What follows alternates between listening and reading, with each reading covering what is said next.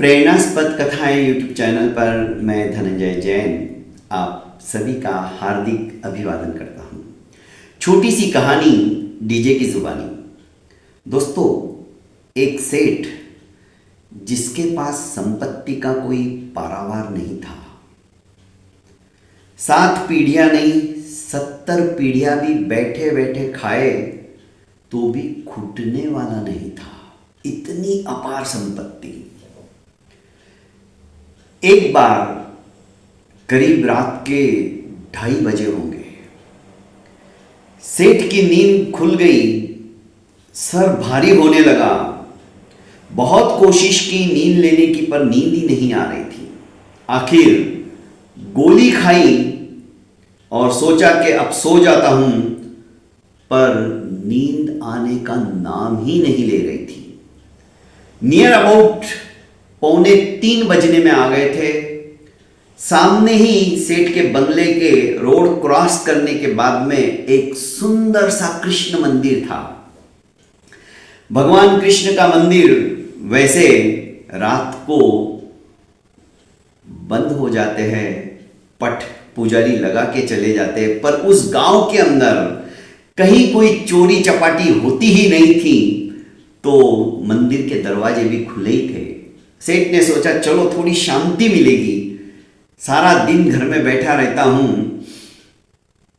आज मंदिर में जाके बैठता हूं, कम से कम भगवत भजन भी हो जाएगा, भगवान की मूर्ति के सामने बैठकर थोड़ा ध्यान कर लूंगा, आत्मचिंतन कर लूंगा।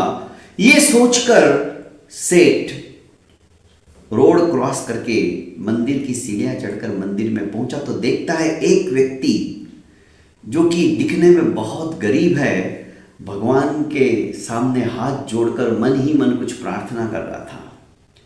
सेठ से रहा नहीं गया, क्योंकि सेठ को तो सभी जानते थे।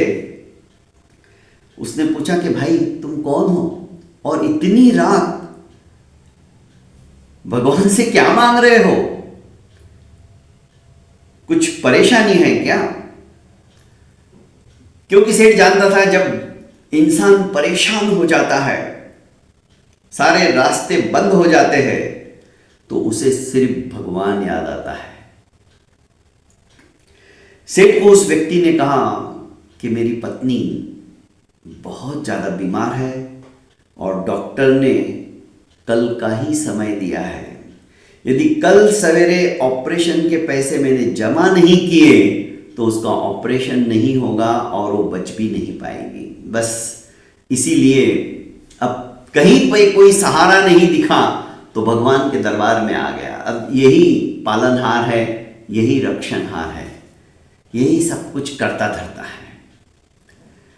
सेठ को दया आ गई। सेठ ने अपने जेब में हाथ डाला, जितने रुपए थे सब उसे दे दिए और कहा कि कल ऑपरेशन कर लो, और हाँ ये मेरा कार्ड और इसके पीछे एड्रेस भी है, कुछ भी और जरूरत पड़े तो निसंकोच आ जाना। उस व्यक्ति ने बहुत सुंदर जवाब दिया। उसने कहा मुझे कार्ड की और आपके एड्रेस की जरूरत नहीं है साहब, माफ करना, मेरे पास उसका कार्ड है और उसका एड्रेस है। सेठ आश्चर्यचकित होकर उसकी तरफ देखने लगे और कहने लगे किसका? कि उसने आधी रात को आपको भेजा, उसका। मैंने अंतर मन से बस भगवान से प्रार्थना की कि प्रभु कुछ भी कीजिए, अब आप ही रक्षा करने वाले हो, सब कुछ आपके भरोसे मैंने अपनी जीवन की नैया छोड़ दी है, अब मझधार के अंदर डुबोना है या उसे तिराकर किनारे तक पहुंचाना, ये आपका काम है। और उसने सुनी और उसी ने आपको भेजा है, इसलिए मेरे पास उसका एड्रेस भी है और कार्ड भी है। सेठ का घमंड, सेठ का जो थोड़ा सा अहंकार आ गया था मन में कि देखो मैं इसकी सहायता कर रहा हूं, ये आज मंदिर में दिख गया। सेठ ने सोचा कि हम तो एक कठपुतली है, नचाने वाला तो वो है, उसके हाथ में हमारी डोर है, वो जैसे नाच नचाता है हम नाचते चले जाते हैं, पर भरम हमें ये है कि सब कुछ मैं करता हूं, करने वाला तो सब कुछ वो है। बहुत बहुत धन्यवाद दोस्तों। प्रेरणास्पद कथाएं यूट्यूब चैनल को आपने अभी तक लाइक, शेयर एवं सब्सक्राइब नहीं किया है तो कर लीजिए, और ज़्यादा से ज़्यादा अपनों को शेयर कीजिए। प्रणाम।